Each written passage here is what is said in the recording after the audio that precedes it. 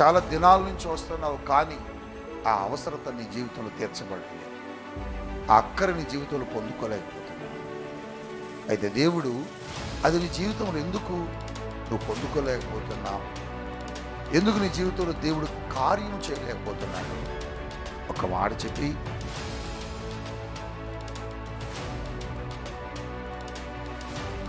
దైవజనుడా నువ్వు పాత్రలు తెమ్మన్నావు, నువ్వు చెప్పినట్లుగా నేను పాత్రలు తెచ్చాను, నువ్వు చేయమన్నట్లుగా తీసుకొచ్చి పాత్రలు అక్కడ పెట్టానని దైవజనుడిని అడుగుతున్నావు.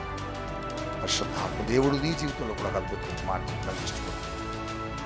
ఆ ఇంట్లో జరిగిన అద్భుతం నీ ఇంట్లో కూడా జరగాలని నీకు నా ఆశ ఉందా?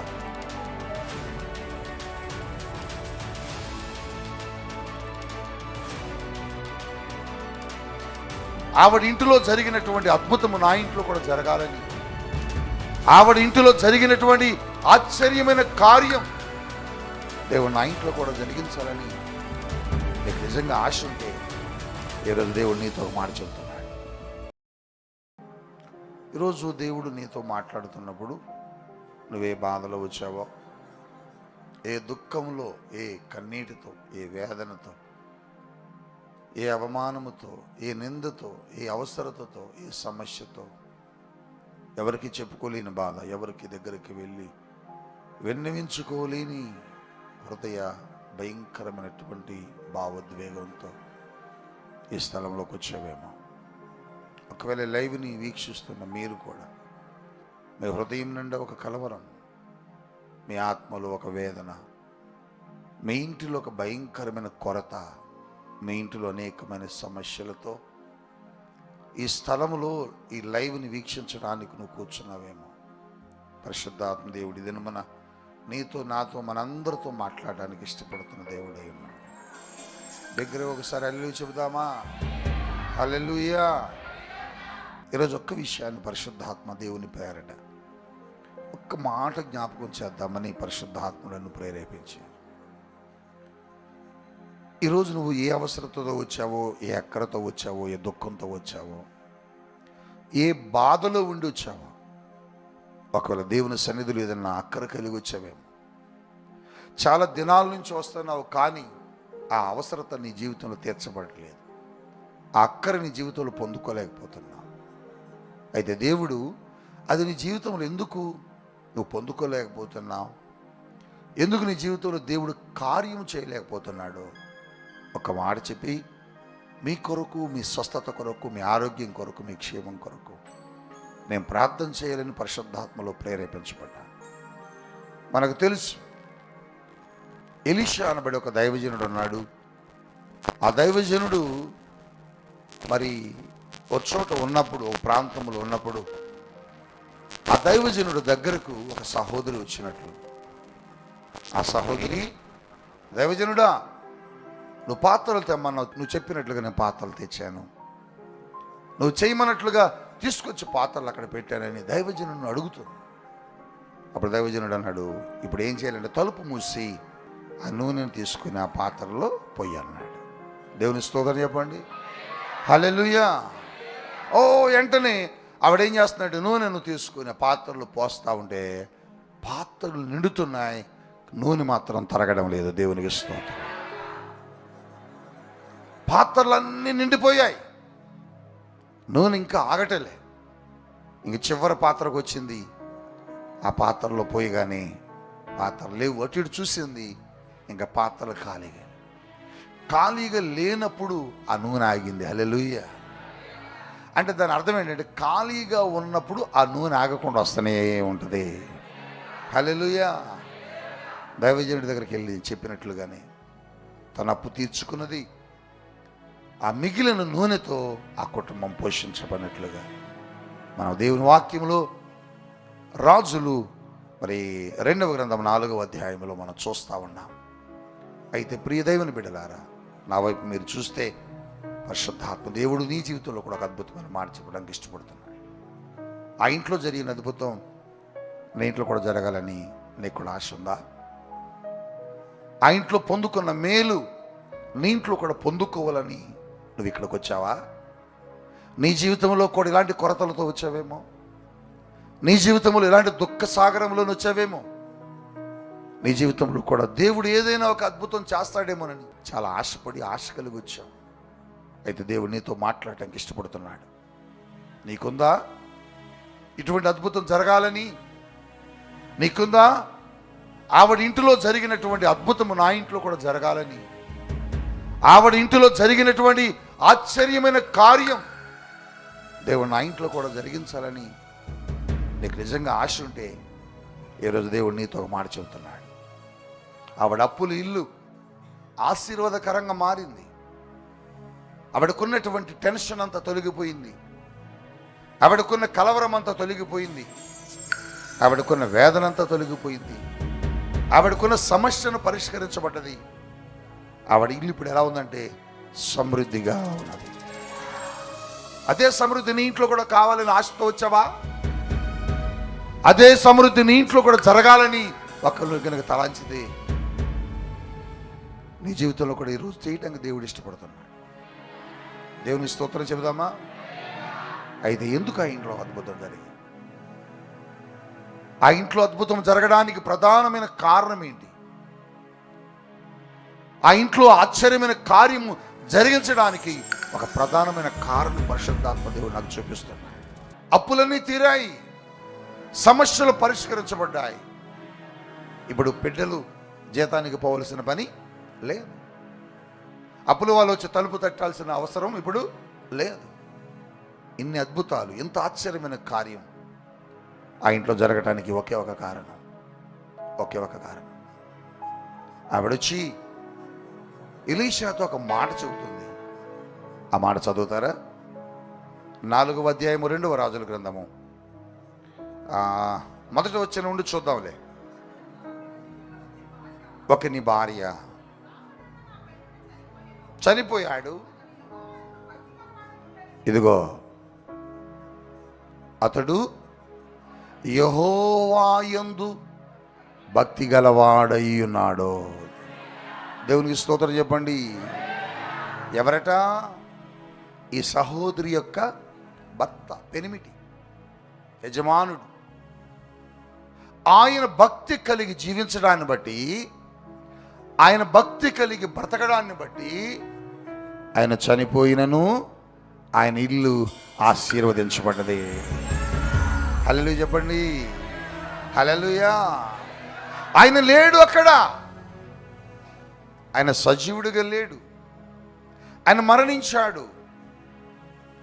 అప్పు చేశాడు కానీ మరణించాడు, లేడు ఇప్పుడు ఇంట్లో. అప్పు ఎవరు తీర్చాలి? భార్య తీర్చాలి. ఎలా భార్య తీర్చగలిగిందంటే, దేవుడు తన భార్య అప్పును ఎలా తీర్చగలిగాడంటే, దేవుడు తన భార్య జీవితంలో అంత అద్భుతం జరిగించడానికి గల కారణం ఏంటంటే, ఆ యజమానుడు దేవుని సన్నిధిలో కలిగి ఉన్న భక్తి. ప్రియదేవ జనాంగమా, నీ భక్తి నీ ఇంట్లో అద్భుతాలు చేస్తుంది. నీ భక్తి నీ జీవితంలో ఆశ్చర్యమైన కార్యాలు చేస్తుంది. నీ భక్తి నీ ఇంటిలో నువ్వు లేకపోయినా తరతరాలకు దేవుని ఆశీర్వాదాన్ని తీసుకొని వస్తుంది. అందుకొరకే దేవుడు చెబుతున్నాడు, దేవుని సన్నిధిలో భక్తి కలిగి ఎవరు జీవిస్తారో, దేవుని సన్నిధిలో ఎవరు భక్తి కలిగి బ్రతుకుతారో వారి జీవితంలో దేవుడు అద్భుతాలు చేయడానికి, ఆశ్చర్యమైన కార్యాలు చేయడానికి వెనకాడేవాడు కానే కాదు. ఈరోజు నీ జీవితంలో ఎందుకు అప్పుగా మిగిలిపోయింది? ఎందుకు నీ అప్పులు తీరడం లేదు? ఎందుకు నీ జీవితంలో స్వస్థతలు జరగడం లేదు? ఎందుకు నీ బిడ్డల జీవితాలు అంత భయంకరంగా పాడైపోతున్నాయి? ఎందుకు మీ కుటుంబాల్లో పేదరికము భయంకరముగా తాండవిస్తూ ఉంది? ఎందుకు మీ జీవితాల్లో నాశనకరమైనటువంటి పరిస్థితులు సంభవిస్తున్నాయంటే, మీ జీవితంలో దేవుడు కార్యం చేయలేకపోతున్నాడు. మీ జీవితంలో దేవుని యొక్క అద్భుతం జరగకపోవడానికి కారణం ఏంటంటే, మీ ఇంట్లో ఉన్న వారిలో మీలో ఏం లేదంటే భక్తి లేదు. వస్తున్నావు పోతున్నావు. భక్తిగా రావడం వల్ల నువ్వు దేనికి వస్తున్నావు అంటే, వెళ్ళకపోతే ఏమని అనుకుంటారేమని వస్తున్నావు. శనివారము లేకపోతే ఆదివారం వెళ్ళకపోతే ఏమని అనుకుంటారేమో, కనబడదాం అనే ఉద్దేశంతో వస్తున్నావు. నువ్వెందుకు వస్తున్నావో దైవజనుడు చూడలేకపోవచ్చు. నువ్వెందుకు వస్తున్నావో నీ ప్రక్క వ్యక్తికి తెలియకపోవచ్చు. నువ్వెందుకు వస్తున్నావో నీ ఎదుటి వ్యక్తికి తెలియకపోవచ్చు. కానీ ఎందుకు వస్తున్నావో దేవుడికి సమస్తము తెలుసు. భక్తి జీవితం నడుస్తున్నావా? భక్తి జీవితము నీలో ఉన్నదా? భక్తిగా దేవుణ్ణి ఆరాధిస్తున్నావా? భక్తిగా దేవుని సన్నిధిలో నిలబడ్డావా? భక్తిగా దేవుని సన్నిధిలో ఉంటున్నావా? భక్తి అంటే ఏంటో తెలుసా మీకు? బైబిల్ ఎప్పుడు కూడా ఒక 2 పదాలను కలిపి రాస్తుంది. ఏమిటా 2 పదాలంటే, భక్తి దగ్గరకు వచ్చేటప్పటికి భయము భక్తి అంటాడు. కానీ ఇక్కడ దైవజనుడి గురించి ఏం చెబుతున్నాడంటే భక్తి గలవాడు అంటాడు. మరి భయభక్తులు గడవాడు అనలా. ఎందుకు భయభక్తులు గడవాడు అనలేదంటే, భయం ఉంటే అప్పు చేసేవాడు కాదు. ఆయనకు భయం లేదు, ఆయనకు భక్తి ఉంది. భక్తి అంటే అర్థం ఏంటో తెలుసా? దేవుని స్తుతించడం, దేవుని ఆరాధించడం, దేవుని గురించి పాడటం, దేవుని వాక్యాన్ని చదవటం, దేవునికి అర్పణలు చెల్లించడం, దేవుని కోసం ఏదైనా చేయాలని ఒక తపన కలిగి ఉండటాన్ని భక్తి అంటారు. అదిగో ఆ భక్తి కలిగి ఉన్నవాడు యజమానుడు. చూసావా, తన భర్త భక్తి కలిగి జీవించాడు కనుకనే తను లేకపోయినా ఆ భక్తి ఏం చేసిందంటే తన ఇంటిని పోషించింది, తన ఇంటిలో అక్కర తీర్చింది, తన ఇంటిలో దేవుడు అద్భుతాలు చేసేలా చేశాడు. ప్రియదైవ జనాంగమా, దేవుడంటే భక్తి ఉందా నీకు? దేవుడంటే భక్తి ఉంటే దేవుని సన్నిధికి రావాలి. దేవుడంటే భక్తి ఉంటే దేవునిలో ఆరాధించాలి. దేవుడంటే భక్తి ఉంటే దేవుని సన్నిధికి వచ్చి నువ్వు ప్రార్థన చేస్తావు. కానీ ఈ రోజుల్లో సంఘం ఏమి లేదంటే భక్తి లేదు, అంతకంటే భయం అసలే లేదు. మరి ఎందుకు వస్తున్నారు సంఘానికంటే, అమ్మ వెళ్ళకపోతే ఏమని అనుకుంటారేమో పాస్టర్ గారు. అసలు పాస్టర్ గారు అనుకుంటాడు, పాస్టమ్మ గారు అనుకుంటారు అనేది నీకెందుకు? పాస్టర్ గారిని పాస్టమ్మ గారిని పక్కన పెట్టు, అసలు నీకుందా భక్తి? చూడు, ఒక వ్యక్తి చనిపోయినా ఆ వ్యక్తి భక్తి ఏం చేసిందంటే దేవుని సన్నిధిలో అద్భుతం చేసిందండి. ఆ మాట నేను చూడగానే ఇక్కడ కూర్చోవడం నాకు ఆశ్చర్యం అనిపించింది. చాలా మార్లు ఈ మాటలు మనం చెప్పుకున్నాం, కానీ ఈ మాట ఇప్పుడు మనం అంత లోతుకు వెళ్ళలేదు. దీని గురించి పరిశుద్ధాత్ముడు ఎప్పుడు మనతో ఇంత వివరంగా చక్కగా మాట్లాడలేదు. ఈరోజు దేవుడు నీతో చెప్తున్నాడు, నీ భక్తి నీ జీవితంలో గొప్ప గొప్ప కార్యాలను చేస్తుంది.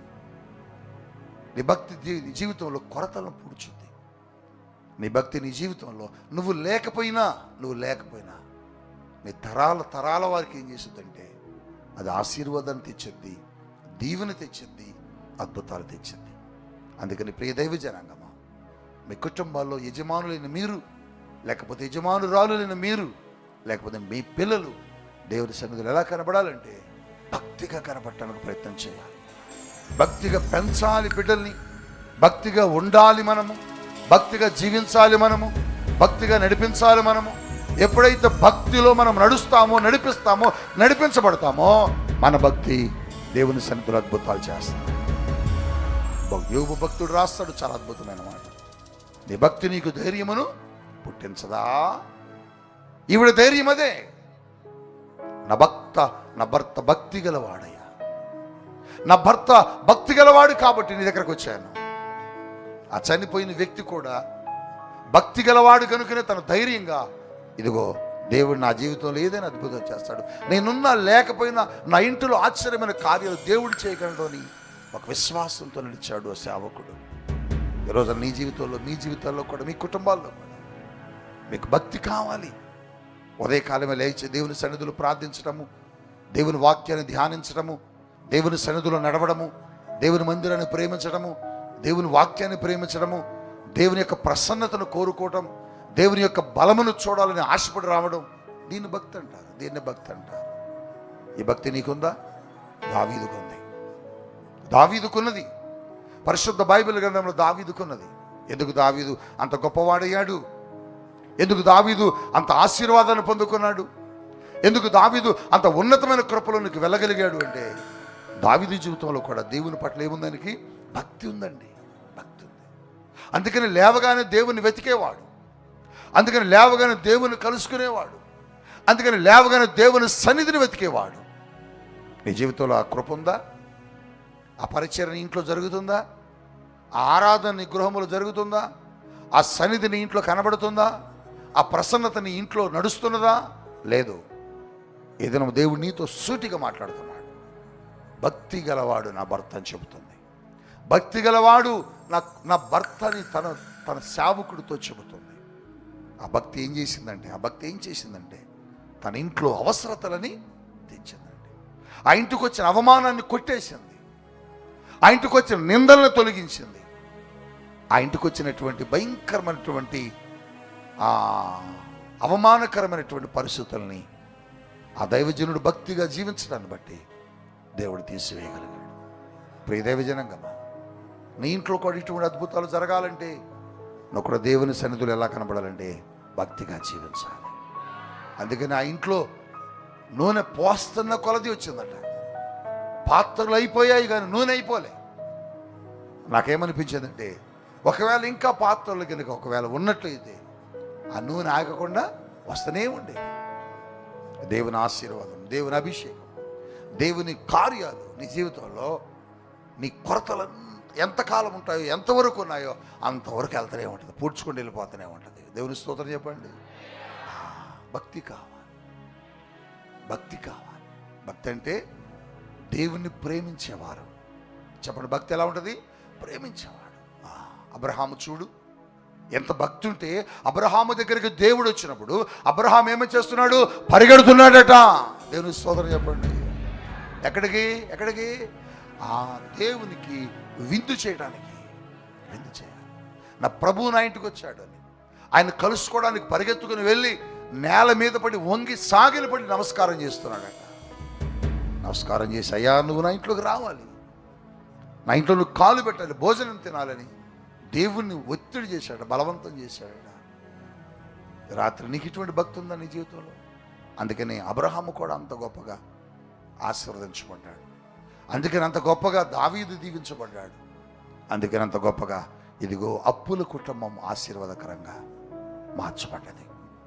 రాత్రి ఇంట్లో ఏ కొరతలు ఉన్నాయి?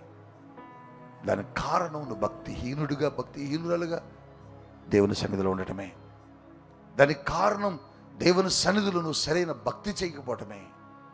భక్తి అంటే బిడ్డ, భక్తి అంటే దేవుని సన్నిధిలో ఆయన్ని వెతకాలి. ఉదయకాలమి దేవుని వెతకాలి, ఆయన సన్నిధిలో ప్రార్థన చేయాలి, సమయ ప్రకారము దేవుణ్ణి కలుసుకోవాలి, సమయ ప్రకారం వాక్య ధ్యానం చేయాలి. నువ్వు భక్తి కలిగిన వ్యక్తిని ఎలా తెలుసుద్ది? అదిగో ఆ దైవజనుడు ఆ మార్గము గుండా వెళుతున్నప్పుడు అటు ఎలీషాను గూర్చి షూనేమీరాలు చెబుతున్న సాక్ష్యం ఏంటంటే అతడు ఎలాంటి వాడట? భక్తి గలవాడు. వెళ్ళేటప్పుడు వచ్చేటప్పుడు అనేక దినములుగా పరిశీలించింది ఆ సహోదరి. ఆవిడ గమనించింది ఏంటంటే ఇతడు భక్తిపరుడబ్బా, ఇతడు వస్తే నా ఇంట్లో ఆశీర్వాదం వస్తుంది, ఇతడు వస్తే నా ఇల్లు దీవించబడుద్ది, ఇతడు వస్తే నా అవసరాలు తీర్చబడతాయి అనుకుని. చూసావా, ఒక భక్తిపరుడు ఆ ఇంట్లో కాలు పెడితే ఆ ఇంట్లో ఉన్న కొరత, దేవుని స్తోత్రం చెప్పండి ఒకసారి. ఆ ఇంట్లో ఉన్న కొరత, భోజనం చేశాడు, కూర్చున్నాడు, కొద్దిసేపు విశ్రాంతి తీసుకున్నాడు, పక్కన ఆయన్ని పిలుస్తున్నాడు శిష్యుడిని. ఏమయ్యా ఏమైనా అవసరం ఉందేమో చెప్పు, అడగవా, ఏమైనా ప్రార్థన చేస్తానన్నాడు. ఆయన చెబుతున్నాడు, అయ్యా అన్నీ ఉన్నాయి కానీ ఆ ఇంట్లో ఏమి లేదు, పిల్లలు లేరయ్యా. అవునా? ఆమెను పిలిచాడు, చేతులేసి ప్రార్థన చేశాడు. మరుసటి సంవత్సరానికి నువ్వు ఆ కుమారుని కంటావమ్మా అని చెప్పాడు. ఇక్కడ ఒక అద్భుతమైన మాట ఏంటంటే, ఇక్కడ ఆ భక్తిపరుడైన దేవుని సేవకుడు, ఆ భక్తిపరుడైన దేవుని యొక్క సేవకుడు ఆ ఇంట్లో కాలు పెట్టడాన్ని బట్టి, ఆ ఇంట్లో ఉండడాన్ని బట్టి ఆ ఇల్లు ఏమైందో తెలుసా? కొరతలు పూడ్చబడ్డది. దేవుని స్తోత్రం చెప్పండి. ఒక భక్తిపరుడు నీ ఇంట్లో ఉంటే నీ ఇల్లు ఆశీర్వాదకరంగా మారింది. ఒక భక్తిపరురాలు నీ ఇంట్లో కాలు పెడితే నీ ఇల్లు దీవెనకరంగా మారిపోతుంది. రాత్రి దేవుడు నిన్ను అడుగుతున్నాడు, నీ జీవితం ఎలా ఉంది? నీ ఆత్మీయ స్థితి ఎలా ఉంది? నీ ఆత్మీయ జీవితం ఎలా నడుస్తుంది? భక్తితో ఉన్నావా లేక లోకానుసారమైన జీవితంలో ఉన్నావా? భక్తిగా దేవుని ఆరాధిస్తున్నావా? రెండు చేతులెత్తి ప్రభుని స్తుతిస్తున్నావా? నీ ఇంట్లో రెండు చేతులెత్తి ప్రభు తట్టు చూస్తున్నావా? నీ ఇంట్లో మోకరించి ఎప్పుడైనా దేవుని సన్నిధిలో ప్రార్థన చేస్తున్నావా? క్రమానుసారముగా నువ్వు భక్తి చేస్తున్నావా? ప్రార్థన చేస్తున్నావా? సమయానుసారముగా దేవుని సన్నిధిలోకి వెళ్ళి కలవగలుగుతున్నావా? పరిశుద్ధాత్మ దేవుడు నీతో మాట్లాడుతున్నాడు. పరిశుద్ధాత్మ దేవుడు నీతో మాట్లాడుతున్నాడు. భక్తి కలిగిన స్త్రీ, భక్తి కలిగిన పురుషుడు, భక్తి కలిగిన దైవజనుడు, ఎంత గొప్ప మాట్లాడండి. వారి జీవితంలో దేవుడు ఏం చేశాడు? అద్భుతాలు చేశాడు. వారి భక్తి వారి కొరతలని తీర్చిందండి. వారి భక్తి వారి జీవితంలో ఆశ్చర్యమైన కార్యాలు, ఎవ్వరు ఎప్పుడు అసలు నమ్మలేని కార్యాలండి, నమ్మలేని కార్యం. నూనె ఖాళీ పాత్రలో పోసుకుంటా పోతుంటే ఆ నూనె రావటం ఏంటి, ఆ పాత్రలను నెట్టడం ఏంటి, ఆ పాత్రలో ఉన్న నూనె తీసుకెళ్ళి అమ్ముకుంటే డబ్బులు రావడం ఏంటి? ఎవరైనా చెబితే ఏమంటారంటే, ఊరుకోండి పాస్టర్ గారు, చెప్పడానికి బాగుంటాయి ఇలాంటివి, కానీ ఎలాంటివి జరుగుతాయి ఏంటి, మీ పిచ్చి కాకపోతే చర్చికి వెళ్తున్నారు, ఆ పాస్టర్ గారు ఏదో చెప్పాడు, మీరేదో ప్రయత్నిస్తున్నారు మిమ్మల్ని అంటూ ఉంటారు. మీకు కూడా ఏమనిపించదండి, నిజమే ఇంతమంది అంటున్నారంటే నిజమనుకోండి, ఇది ఎట జరుగుతులే, వాళ్ళకి కాబట్టి జరిగినాయి, వాళ్ళకి కాబట్టి కాదు, అందరికీ జరుగుతాయి. ఏలియాని గురించి వాక్యం రాయబడిన మాట ఏంటి? ఏలియా మన వంటి మనుషుడే. మరి ఏలియా జీవితంలో జరిగిన కార్యాలు నీ జీవితంలో జరగట్లేదు? ఎలీషా జీవితంలో జరిగిన అద్భుతాలు నీ జీవితంలో జరగట్లేదు? వారి జీవితాల్లో జరిగిన ఆశ్చర్యమైన నీ జీవితంలో జరగట్లేదు అంటే మనం భక్తిహీనులమైపోయాం. మన భక్తితో లేం. భక్తిహీనులుగా మనం మిగిలిపోతున్నాం. భక్తి కలిగిన వారిగా మన జీవితాల్లో దేవుణ్ణి ఆరాధించాలి. భక్తి కలిగిన వాళ్ళు చూడండి, కొంతమంది హైందవ సహోదరులు చూడండి, వాళ్ళకి ఎంత భక్తో. తెల్లవారు 4 గంటలు లెగుస్తారు, చలినీళ్ళతో స్నానం చేస్తారు, ఆ పూలు ఆ చెట్లు కాడి కోసుకొని ఒక తెల్లని అదేంటది ఒక పాత్రలో పెట్టుకొని పొద్దుటే వణుక్కుంటే టెంపుల్కి వెళ్తారు. కారణం ఏంటి తెలుసా? వారి భక్తి. అది నాకేమనిపించదండి, అరే జీవము లేని వాటి దగ్గరికే అంత అద్భుతమైన భక్తి చేస్తున్నారు, జీవము కలిగిన దేవుని కొరకు మనం ఎలా రావాలి? దేవుని స్తోత్రం చెప్పండి, హల్లెలూయా చెప్పండి. ఇప్పుడు చెప్పండి, ఆమె ఇంట్లో అద్భుతం జరగడానికి కారణం ఏంటి? తన భర్త భక్తిపరుడు. భర్త భక్తిపరుడైతే నీ ఇల్లు ఆశీర్వదించబడుద్ది. లేకపోతే నువ్వు భక్తిపరురాలు అయితే నీ ఇల్లు దీవించబడుద్ది. లేకపోతే మీ బిడ్డల భక్తిపరులు అయితే మీ కుటుంబాలు ఆశీర్వదించబడతాయి, మీ వ్యాపారాలు దీవించబడతాయి, మీ సంఘము దీవించబడుద్ది, మీ కుటుంబాల్లో దేవుడు గొప్ప గొప్ప కార్యాలు జరిగిస్తాడు. అంటే భక్తితో నువ్వు కూడా ఉండాలి. వేకువని దేవుని సన్నిధిలోకి వచ్చి వెతికే అనుభవం నీకు కావాలి. దావీదులా దేవుడు వస్తున్నాడు, దేవుని సన్నిధి కొరకు ఎదురు చూసి ఆయన తీసుకొని వెళ్ళిపోయి ఇంట్లోకి తీసుకొని వెళ్ళే అనుభవం నీ జీవితంలో కావాలి. ఇదైనా మన దేవుడు నీతో చెబుతున్నాడు, బిడ్డ, భక్తితో జీవిస్తున్నావా? భయముతో జీవిస్తున్నావా? దేవుని సన్నిధిలో భక్తితో మనం బ్రతకాలి. లేవగానే ప్రభువును కలుసుకోవాలి, అది భక్తి అంటే. మన పనులను ప్రభుతో ప్రారంభించాలి, అది భక్తి అంటే. సమయ ప్రకారము ఆయన సన్నిధిలోకి వెళ్ళి మనం ఏం చేయాలి? ఆయన వెతకాల. హల్లెలూయా. అది వెతికే పరిస్థితి కాదు, కలుసుకునే సమయం కాదు. దేవునితో మాట్లాడటానికి అవకాశం లేని దేశంలో దేవుని ప్రజలు కొన్ని సంవత్సరాల పాటు బానిసలైపోయి బ్రతికారు. అయినను కూడా దానియేలు ఏం చేసేవాడట? సమయ ప్రకారం వెళ్ళి తలుపు తీసుకొని కిటికీ తెరిచి ఉత్తర దిక్కునున్న దేవుని సన్నిధి వైపు తిరిగి ప్రార్థన చేయడం ప్రారంభించేవాడు. బబులోను దేశంలో దేవుని సన్నిధి ప్రార్థన చేయడానికి రూల్ లేదు.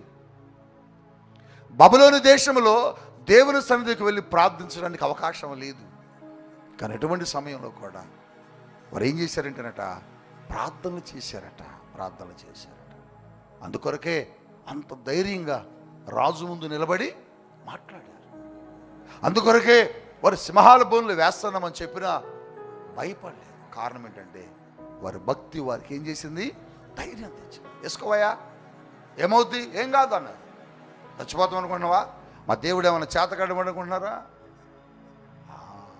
ఆ దేవుడు సమర్థుడు. ఆ సహోదరి బంధువు ఇంటికి వెళ్ళలేదు, స్నేహితుడి ఇంటికి వెళ్ళలేదు, నేరుగా దైవజనుడి దగ్గరికి ఎందుకు వచ్చిందంటే దేవుడు శక్తిమంతుడు, దేవుడు బలమైన వాడు, ఆ దైవజనుడి ద్వారా దేవుడు ఏదైనా చేయగలడు అన్న ఉద్దేశంతో వచ్చింది. ఈరోజు మీ జీవితంలో, మన జీవితంలో భక్తిగా ఉంటేనే నీ ఇంట్లో అద్భుతాలు జరుగుతాయి. భక్తిగా ఉంటేనే నీ ఇంట్లో కార్యాలు జరుగుతాయి. దేవుని సన్నిధిలో నువ్వు ఎప్పుడైతే భక్తిగా బ్రతుకుతూ ఉంటావో, దేవుడు అంటే భయముతో బ్రతుకుతావో, దేవుని సన్నిధి అంటే ఒక భక్తి కలిగి జీవిస్తావో, నీ జీవితంలో దేవుడు ఖచ్చితంగా నీ కొరతలు తీరుస్తాడు. ఆ ఇంట్లో అవమానాన్ని కొట్టేశాడు ఒకటి, ఆ ఇంట్లో కొరతలు తీర్చాడు, ఆ ఇంటిని ఆశీర్వాదకరంగా దేవుడు మార్చాడు. దానికి ఒకే ఒక కారణం, తన భర్త భక్తిపరుడు. నీ భర్త భక్తిపరుడైతే నీ ఇల్లు ఆశీర్వదించబడింది. ఒకవేళ నీ భార్య భక్తిపరురాలైతే నీ ఇల్లు దీవించబడింది. ఒకవేళ నీ బిడ్డలు భక్తిపరులైతే మీ ఇల్లు అద్భుతాలు పొందుకుని నిలయంగా నిలయంగా నిలయంగా మారిపోతాయి. ఆ ఇంట్లోకి వచ్చి ఒకప్పుడు అప్పుల కోసం నిలబడి అప్పులు ఇస్తావా ఇవ్వా అన్న వాళ్ళందరూ కూడా ఆమె దగ్గర అప్పు తీసుకోవడానికి నిలబడ్డారండి. ఆమె షాప్ ముందు నిలబడ్డారట. ఆమె షాప్ పెట్టింది, ఆమె నూనె షాపు గానుగ పెట్టింది, నూనె వ్యాపారం పెట్టింది. విస్తారమైనటువంటి సంపద, విస్తారమైన సంపద. ఒకప్పుడు అప్పుల కోసం అప్పులు ఇచ్చాము చెప్పి ఆమె దగ్గరకు వచ్చి నిందించిన వాళ్ళందరూ కూడా ఇప్పుడు ఆమె దగ్గర కొనుక్కొని వెళ్ళడానికి వస్తున్నారు. దేవుడు చెప్పే మాట అదే, నేను తృణీకరించిన వారు నీ పాదముల దగ్గరకు వస్తారు. దేవుడు మాట చెబితే మనం మర్చిపోతాం, కానీ ఆయన మర్చిపోడు. నీకే మాట ఇచ్చాడో, నీకు ఎన్ని మాటలు ఇచ్చాడో నువ్వు అవన్నీ మర్చిపోయి ఉంటావు. కానీ నీకు తెలుసు తెలియదు, నీకెన్ని మాటలు ఇచ్చాడో అన్నీ ఆయన దగ్గర గుర్తున్నాయి. 400 సంవత్సరాలు అయిందండి. ఎన్ని సంవత్సరాలు? 400 సంవత్సరాలు దాటిపోయింది.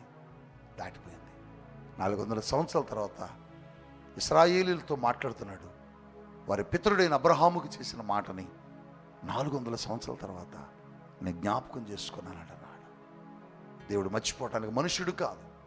నేను చెప్పొచ్చు, నీకేం చేస్తున్నానమ్మా, అది ఇస్తున్నానన్నా, అరే నేను మర్చిపోయానమ్మా అంటాను. నేను మర్చిపోవచ్చు, మనిషిని కాబట్టి.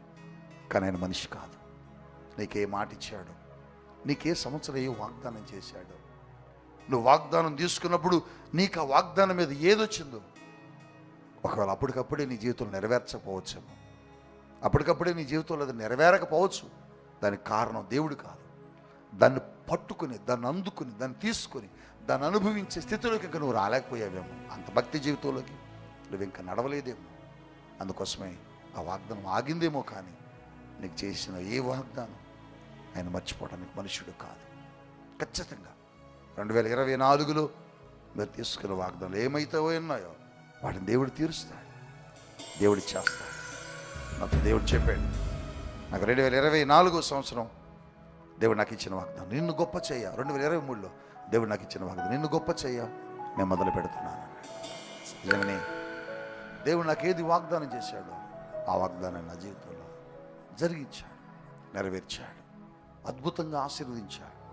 పరిచర్యని శాఖోపశాఖలుగా విస్తరింపచేశాడు.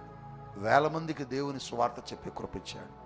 వేలాది మంది దురాత్మ శక్తులు చీకటి బంధకాల్లో బంధించబడిన వారిని విడిపించే కృపనిచ్చాడు. అనేక మందికి మేము ఆశీర్వాదకరంగా మారిపోయాం.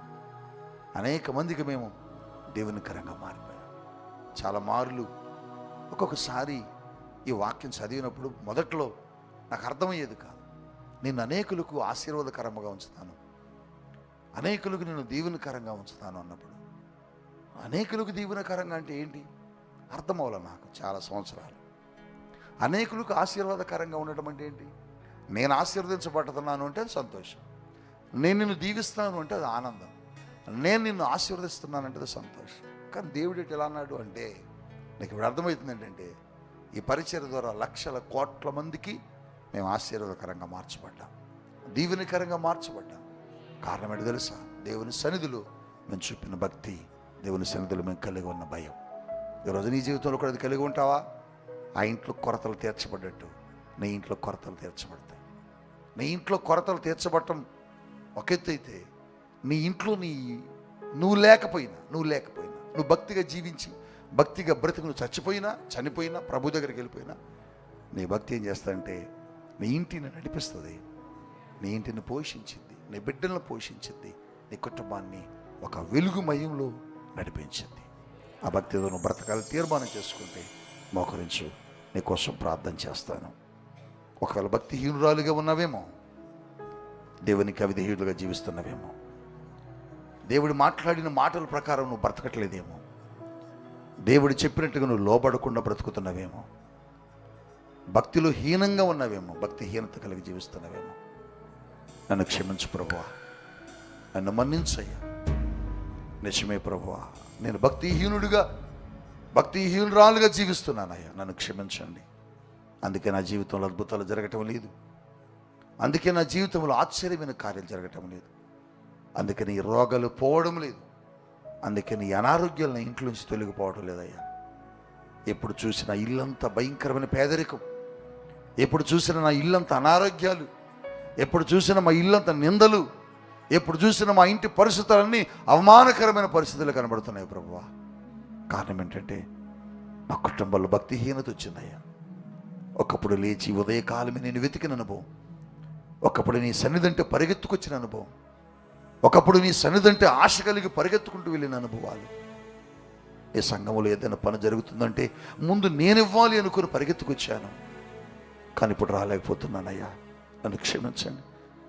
భక్తిలో నేను వెనకబడిపోయాను నాయనా, లోకంలో పడిపోయాను, లోక ఆశలు వచ్చాయి, లోక సంపదల కోసం పరిగెడుతున్నాను. అబ్రహాం అయితే లోకం కోసం పరిగెత్తలేదయ్యా, నీకోసం పరిగెత్తుకుని వచ్చాడు, నీకోసం పరిగెత్తుకుని వచ్చాడు. నా జీవితంలో భక్తిహీనతను కలిగి ఉన్నాను, నన్ను క్షమించండి. ఒకప్పుడు చేసిన ప్రార్థన ఇప్పుడు చేయలేకపోతున్నాను, ఒకప్పుడు పాడిన పాట ఇప్పుడు పాడలేకపోతున్నాను.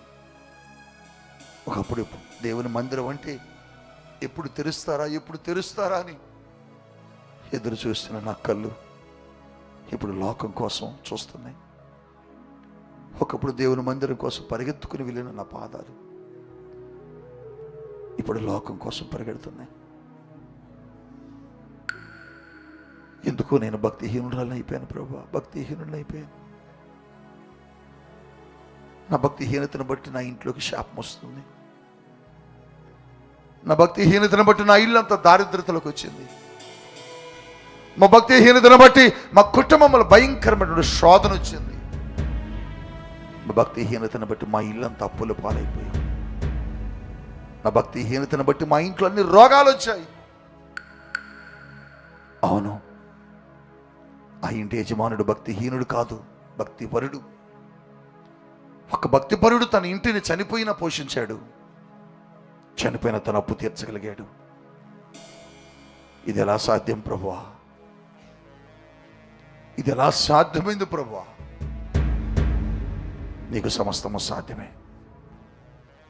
ఈ రోజున ఎన్నో కుటుంబాలు భక్తిహీనతలోకి వెళ్ళిపోతున్నాయి, ఎంతోమంది జీవితాలు భక్తిహీనతలోకి వెళ్ళిపోతున్నాయి. భక్తిగానే ప్రారంభిస్తున్నాం కానీ భక్తిహీనులుగా ముగిస్తున్నాం. రోమా సంఘానికి పౌలు అంటున్నాడు,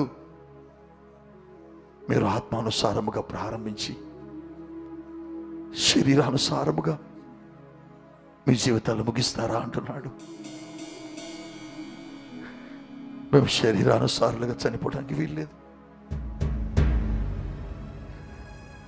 మేము శరీరానుసారులుగా లోకంలో మరణించడానికి వీల్లేదు. మేము భక్తి పరులుగానే చనిపోవాలి. ఆ భక్తి పరుడు చనిపోతే ఆ కుటుంబం అంతా దిక్కులేని అయిపోయింది అనుకున్నారు, కానీ ఆ కుటుంబాన్ని తన భక్తి పోషించిందయ్యా. ఆ కుటుంబాన్ని ఆ యజమానుడు భక్తి నిలబెట్టిందయ్యా. ఒకవేళ మేము ఎక్కడైనా భక్తిహీనంగా ఉన్నామా, నీ కవిజేయులుగా జీవిస్తున్నామా, అందుకోసం ఈ కొరతలు, అందుకని అనారోగ్యాలు, అందుకని సమస్యలు. మేము ముందు ఆత్మానుసారంగానే ప్రారంభించాం,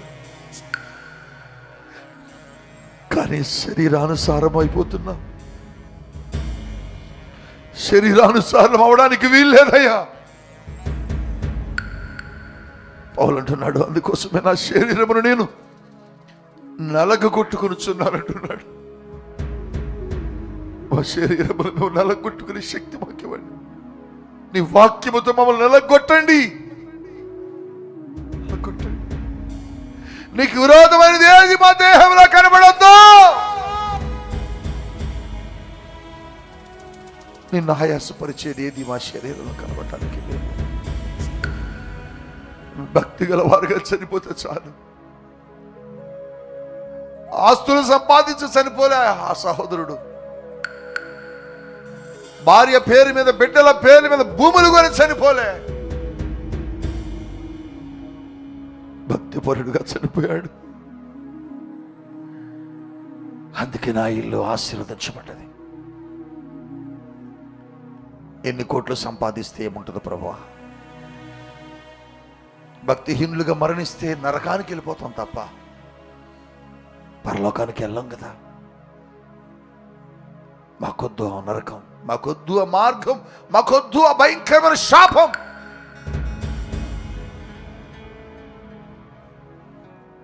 మేము, మా కుటుంబాలు, మేము, మా బిడ్డలు, మేము, మా భార్య, మేము, మా సంఘము ఆ భక్తి పరులాగా చనిపోవాలి. ఆ భక్తి పరులాగా మరణించాలి. ఆ భక్తి పరులాగా మేము జీవించాలి. లోకములో ఉన్నది ఏది కూడా నా తండ్రి వలన కలిగినది కాదు అంటున్నాను. లోకములోకి మాకు వచ్చిందేమో, లోకములోనిది మాలోనికి వచ్చాయేమో, లోకములోనివి నీ బిడ్డల లోపలికి వచ్చాయేమో. అందుకోసం ఎవరు భక్తిహీనులైపోతున్నారు. ఒకప్పుడు ప్రార్థించిన ఆ స్వరం ఇప్పుడు ప్రార్థించలేకపోతుంది. ఒకప్పుడు నీ కొరకు పాటలు పాడిన స్వరం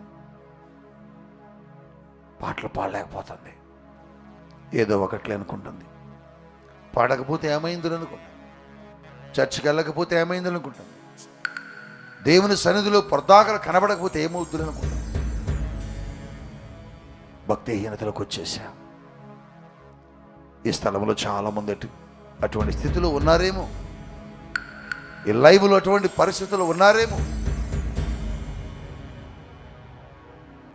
ఎవరైనా మనస్సు విప్పి, అవును ప్రభువా, నేను భక్తిహీనుడనైపోయాను, భక్తిహీనురాలునైపోయాను, నన్ను క్షమించండి, మీ సన్నిధిలో భక్తితో బ్రతకాలని తీర్మానం చేసుకునే వారిని మీరు దర్శించండి, మీరు తాకండి, స్వస్థపరచండి, శరీరములు ముట్టండి, బాగు చేయండి, ఈ రక్తముతో కడగండి. నిజమే, ఎంతో గొప్పగా మా ఆత్మీయ జీవితాలు ప్రారంభమయ్యాయి. ఈ ప్రాంతానికి ఎంతో దీవెనకరంగా మేము ప్రారంభమయ్యాం. కానీ మా జీవితాలు ఎక్కడైనా భక్తిహీనతలు ఉన్నాయేమో, ఎక్కడైనా భక్తిహీనులమైపోయామేమో. అందుకనే మాకు ఈ పేదరికం, దానిని బట్టి మా ఇంట్లో అప్పులు. అవును సహోదరుడా, ఎందుకు నీళ్ళు అప్పు అయిపోయింది? రూపాయి కోసం, 2 రూపాయల కోసం, 100 రూపాయల కోసం, 1000 రూపాయల కోసం ఎందుకు అట్టిడు చూస్తున్నావు? ఎన్ని డబ్బులు కట్టిన నీ అప్పు తీరట్లేదు ఎందుకు? భక్తిహీనతే. ప్రార్థన చేసుకో, దేవుని సన్నిధిలో అడుగు, దేవుని సన్నిధిలో ప్రార్థన చేసుకో. దైవజనరాలు నీ కొరకు ప్రార్థన చేస్తూ ఉండగా ఇదొక అద్భుతమైన సమయం.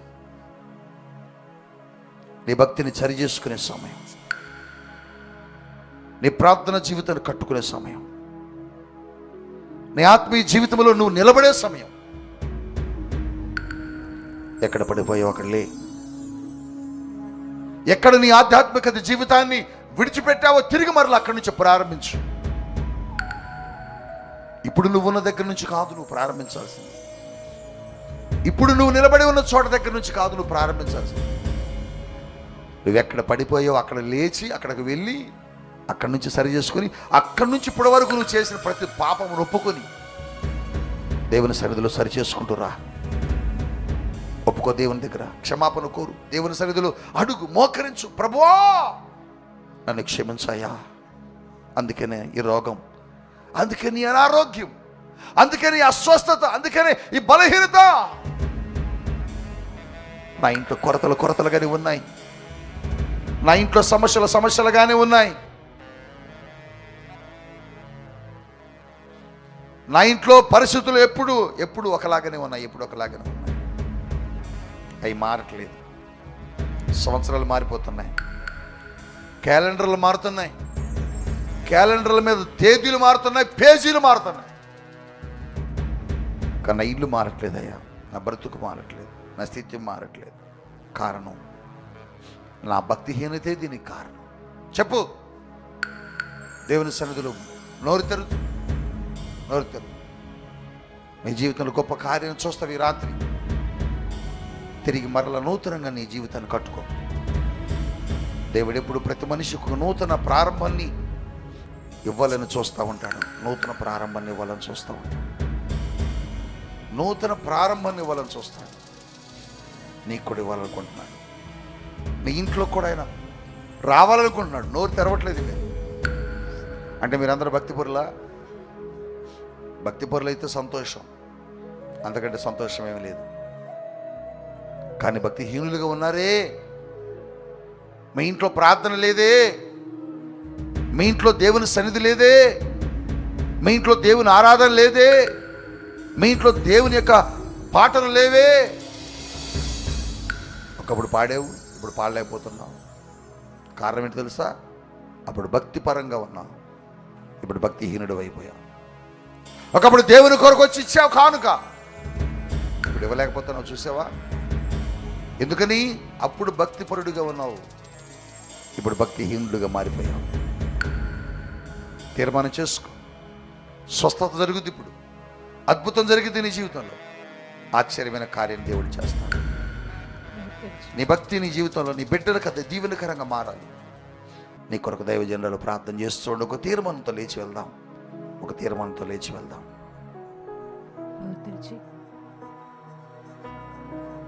దేవుని సన్నిధానంలో ఒక తీర్మానం చేసుకుందాం. ఈ రాత్రి పరిశుద్ధాత్మ దేవుడు మనందరితో మాట్లాడుతూ వచ్చారు.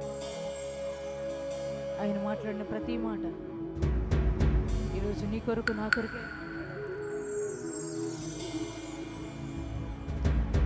మన జీవితాలతో ఆయన మాట్లాడుతూ వచ్చారు. మన కుటుంబాలతో ప్రభు మాట్లాడుతూ వచ్చారు.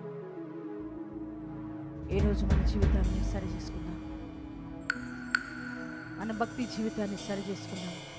ఇదిగోనైనా ఎలీషా గారి దగ్గర సేవ చేసిన అదొక దైవజనుడి యొక్క కుటుంబంలాగా, దానియేలు కుటుంబంలాగా, తండ్రి దావీదు కుటుంబంలాగా అయ్యా, అటువంటి భక్తి పరులుగా మేము బ్రతికి నువ్వు ఇచ్చే ఆశీర్వాదం దీవెన పొందుకొని అయ్యా, నీ రాకడలో మేము ఎత్తబడడానికి నీ కృప మాకు దయచేయమని, మేము భక్తి పరులుగా ఉన్నప్పుడు మా కుటుంబంలో కొరతలన్నీ తీరుస్తున్నాం, అవసరతలన్నీ తీరుస్తున్నాం.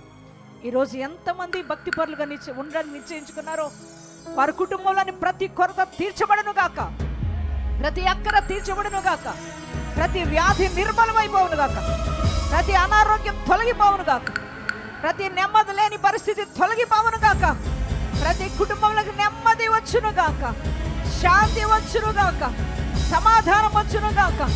అయా, వ్యాపారాలు దీవించబడును గాక, వ్యవసాయ పనులు దీవించబడును గాక, చేతి పనులు దీవించబడును గాక, యవ్వన పిల్లల చదువుల్లో ఉన్నత కృప వచ్చును గాక, చదువుకున్న వారికి ఉద్యోగాలు వచ్చును గాక, భయంకరమైన మరణకరమైన వ్యాధులు తొలగిపోవును గాక, తండ్రి సమృద్ధి అనుగ్రహించబడును గాక, అప్పులు కాడి విరిగిపోవును గాక.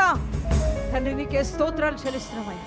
ప్రతి ఒక్కరము కూడా నైనా భక్తిలో ఎదుగుతూ అయా, నీ కృపల వర్ధిల్లుతూ, నువ్విచ్చే ప్రతి అవసరతలు తీర్చబడుతూ అయ్యా, ప్రతి అక్కరమేం పొందుకొని ప్రభువా నీ రాజ్య వారసులు కూడా ఉన్నట్లుగా నీ కృప దయచేయమని, విత్తబడిన ప్రతి మాట మా హృదయాల్లో ఫలభరితంగా మార్చి మహిమ పొందుకొనమని నజరేయుడైన యేసు శక్తి కలిగిన నామంలో ప్రార్థించి వేడుకుంటున్నాము తండ్రి.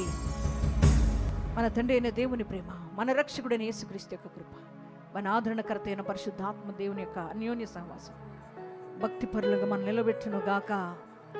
ఆయన రాకడ కొరకు మనల్ని ఆయుత్తపరచును గాక. యేసు నామములో ప్రార్థిస్తున్నాం తండ్రి.